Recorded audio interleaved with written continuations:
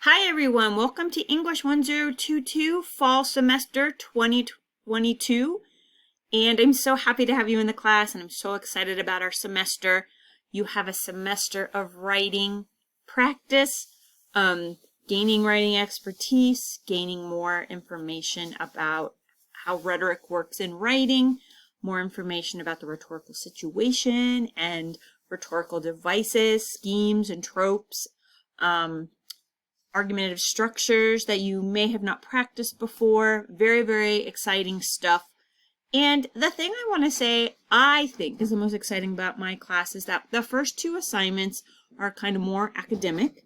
And the last two assignments, you have a choice to make between writing academic essays to continue that practice or choosing a different rhetorical situation for this writing, which may put your writing in a different context.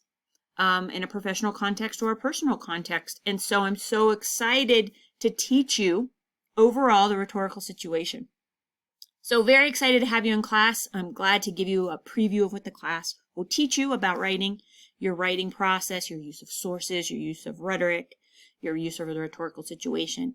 And also now excited to show you how we will use D2L this semester.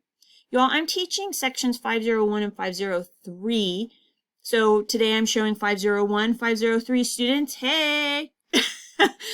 This looks exactly the same for you in your section except for a different banner up here. So what I'm about to show you very quickly, and I'm going to go through this pretty quick. You can watch the video again. You can pause. Have another window open where you're logged into D2L and a separate window and kind of look around slowly. Do that if you need to. But I'm going to go pretty fast, okay? So that the video is not too long. It's my aim this semester to keep videos as short as possible. I was kind of long-winded in the summer semester, so trying to cut back on the length since you can rewatch them. All right, so when you log in, as you know, when you first log into D2L, which might be referred to as My Courses in some of your courses, you'll show up here, and then you need to click on your waffle and find the section that you are in. So 501 students click here and 503 students would click here. And I have access to both, obviously. And that was my cat, Tomas. So he will sometimes be in video saying hi. My daughter just went outside, so he's wanting to go with her. All right, so when you first log into your English 1022 section, you'll see an announcement. There will be an announcement at the beginning of each module each week that gives you an update on what's happening for the week. And as you know, you found this video here. So you watch the video. The text will probably be pretty concise, just kind of directing you to the weekly schedule, and the overview of the week will probably be in the announcement, okay? There's a little blurb about me over here. That's what I look like when I wear makeup. Right now, I'm not wearing makeup because I'm just hanging out at home and working at home. And then... okay, so at the top, so you can watch all the videos and all the announcements, one announcement per week, and they will be there all semester long. So, as we go through the semester, and this is true for all the tools I'm about to show you, new things will stack on top, new things on top, old things on the bottom, so you can scroll down and watch anything that you need to watch again or that you missed. Because life's going to happen, y'all. Life happens to all of us. So you'll have to make sure that you know that you can get all of the things for the whole semester. Nothing will disappear. I don't want to teach that way. So the pages will become quite long by the end of the semester, which is 15 weeks. So if you've used D2L before, you'll notice that we have a little bit of a newer visual, a newer look to D2L.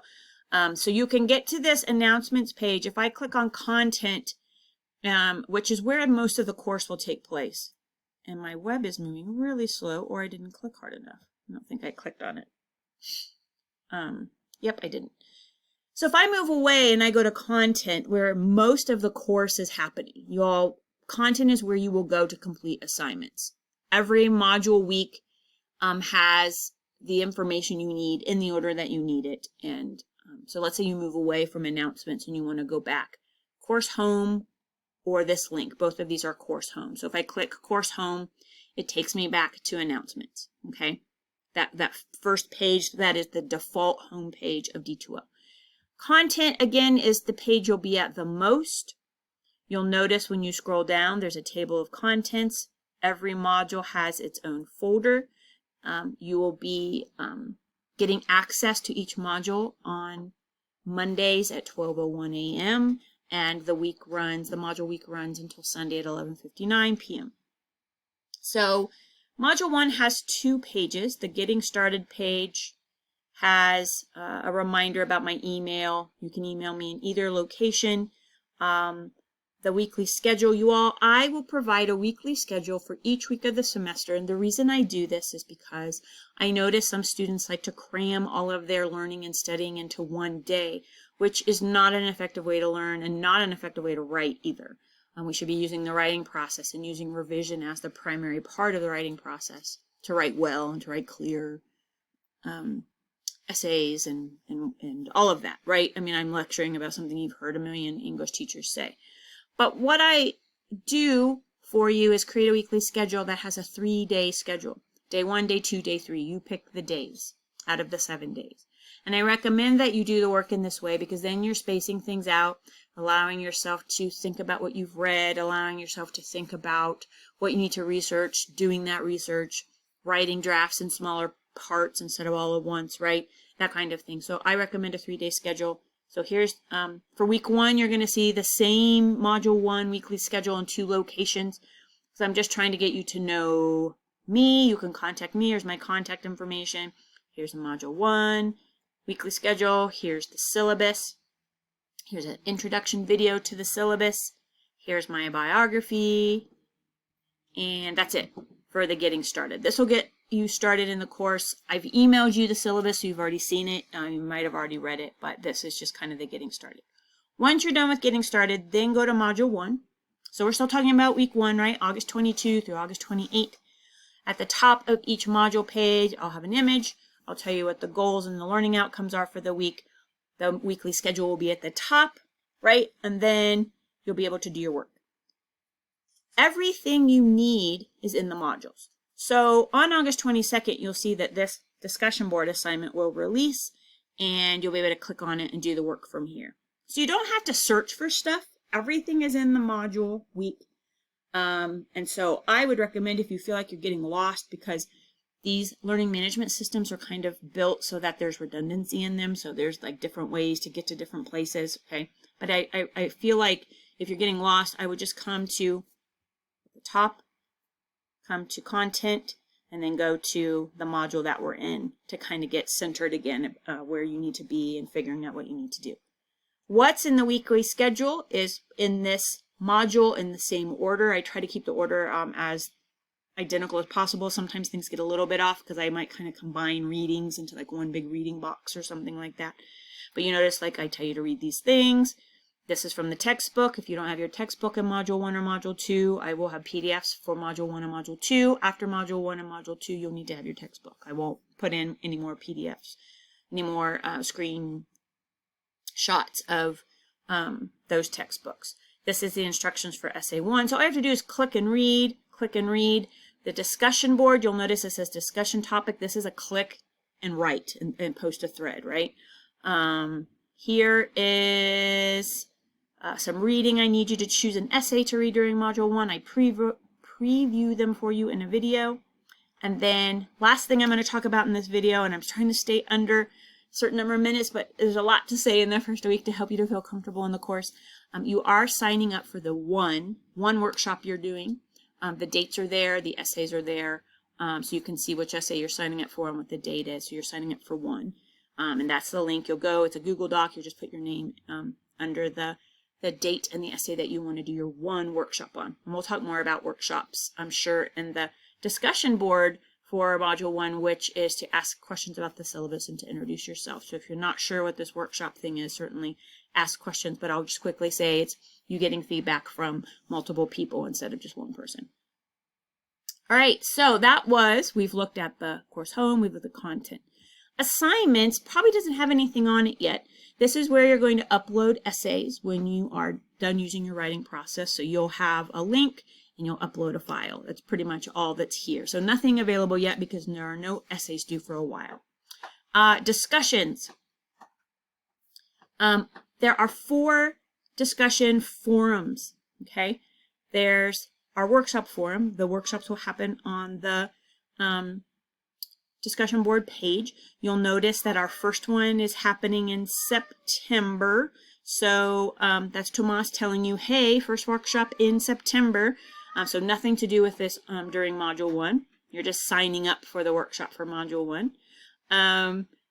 This is what you'll be doing most of the time, is coming to the Collaborative Learning Forum. And when this is available to you, it'll be blue and hyperlinked, and you'll be able to add your post to the thread. And then during Module 2, you'll be doing some other work. So just showing you that there'll be multiple kind of folders within the forum. And so once we're done with Module 1, we move on. And then we do Module 2 during Module 2 and Module 3 during Module 3. And again, they stack. So the newest ones will be at the top. Your journal.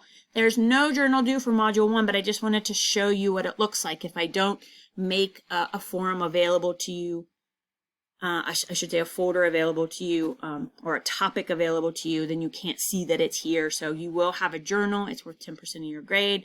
Sometimes it'll be writing practice. Sometimes it'll be responding to topics that are in the news or things that are happening in our lives. And then the last section is if you want to post questions to the whole class, you can do that. So that's the discussion board. Most of our collaboration will happen on this page in the workshop forum. When we do workshops on essays and drafts, and then the collaborative learning, DB, my acronym for discussion board is DB. And then quizzes. I'm not going to go here. Well, I'll click. There's nothing here. Quizzes will be released when you need them. How many quizzes will you have this semester? Probably 2 or 3, and they'll be based mostly on MLA documentation to help you get some practice with those, because everybody forgets in-text citations, forgets how to do them, or forgets how to write works cited entries. So we'll just use quizzes to help us to practice those things. And then the last thing I'll show you here is your gradebook. You all, I build the gradebook as it goes. Apparently you can use an app here that I won't be using.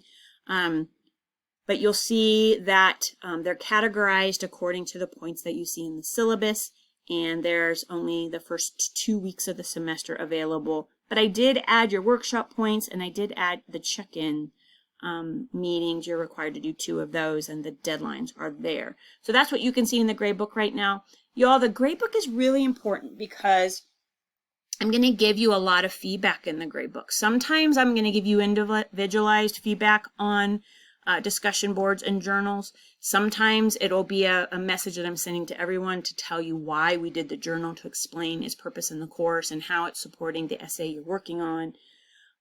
So I would say, according to I would say that based on the journals and the DBs, because this is mostly discussion board, but your quizzes will show up here as well. You'll get like half and half individualized feedback, and some just like, this is why we're doing this assignment kind of explanations. Once you see the assignment drop boxes for your essay show up, you'll need to start paying attention to that feedback, because I'll explain how to read my feedback sheet and how to read the markings in the draft, and all the feedback that you'll get on your essays will be here as well. So this is a really important page. I'm communicating with you about your learning and your writing in the course. So I'm glad we got to spend a few moments here. And I'm going to close this out because I don't need to look at that anymore. I should have done that from the start. And then there's a class list. Why the class list is important is if you want to email me quickly, you can come down here, click next to my name, click internal message, and then this is the fastest way to get a message to me. You notice that they always copy into the B Wheeler, but you could move it up here if you want. You don't have to, but you still have to type in your name, and it would send to you, so you would know that you sent your message to me if you put your own name in here. You notice that it's adding in the subject line which class it is, and then you could put your topic, and then you could ask your question here. And this is an internal messaging system, y'all. This is not truly an email. You can attach files, and the send button is at the very bottom. You can save as a draft if you want to review before you send, and then send it later on. You can prioritize it if it's something really important, something like that. So this is the best way to get a hold of me. I absolutely will answer your emails at my faculty email account, which is beth.wheeler, WHEELER, @frontrange.edu. I will check that email account as well, and you would be sending your email from your student email account that you access through eWolf, right? This is faster because if you're already in D2L doing work, you can just send your question right here. And I check these and all the information's in the syllabus. And this is just a tour of D2L. So I'm going to close this out. Thank you for watching the video to have a tour of how I will use D2L, my courses D2L this semester with you, how you will use D2L in our course.